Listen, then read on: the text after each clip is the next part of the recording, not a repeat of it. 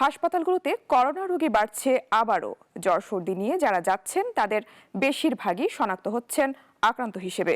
কর্তৃপক্ষ বলছে পরিস্থিতির আরও অবনতি হলে তা মোকাবেলার পর্যাপ্ত প্রস্তুতি রয়েছে। বিস্তারিত জানাচ্ছেন আনোয়ার হোসেন। রাজধানীর মিরপুরের বাসিন্দা সত্তরোর্ধ্ব মিজানুর রহমান। কয়েকদিন ধরে জ্বর, কাশি, অক্সিজেনের মাত্রা নেমেছে 90-এর নিচে। কুর্মিটোলা জেনারেল হাসপাতালে ভর্তি তিনি। চিকিৎসক বলছেন অক্সিজেন কমে যাওয়ার পাশাপাশি রয়েছে অন্যান্য জটিলতা। অক্সিজেন লেভেল কম আছে, তো আমরা অক্সিজেন দিয়ে ভর্তি করে দিয়েছি আর কি। যেহেতু পজিটিভ বেশি আসছে, বয়স বেশি, ভর্তি করে দিয়েছি আমরা।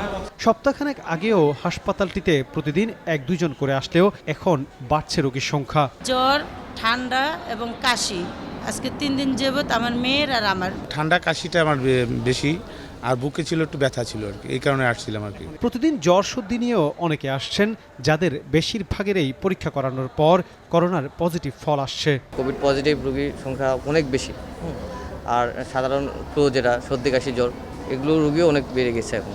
গত 2 সপ্তাহ যাবৎ ধীরে ধীরে করোনার যেটি আমাদের 1% নিচে নেমে গিয়েছিল সেটি কিন্তু বাড়ছে, এবং গতকাল প্রায় 900 ছিল।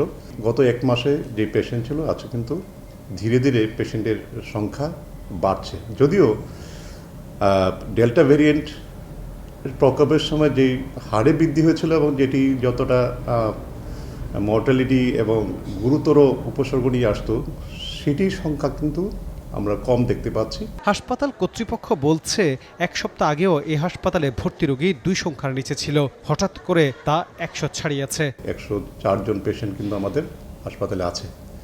তারপরে ধীরে ধীরে এটি সংখ্যা বাড়ছে, এবং আমাদের আইসিইউ, এসডিইউ, কেবিন এবং ওয়ার্ডে আমাদের যে কোভিড এবং সাসপেক্টের সন্দেহজনক কোভিড ওয়ার্ডে, সেই সবগুলো জায়গাতে কিন্তু রোগীর সংখ্যা বাড়ছে। রাজধানীর অন্যান্য হাসপাতালগুলোরও একই অবস্থা। করোনা রোগী দিন দিন বাড়ছেই। কর্তৃপক্ষ বলছে পরিস্থিতি নিয়ন্ত্রণের বাইরে চলে যাওয়ার মতো হলে তা মোকাবিলায় পর্যাপ্ত প্রস্তুতি রয়েছে তাদের। আনোয়ার হোসেন, নাগরিক, ঢাকা।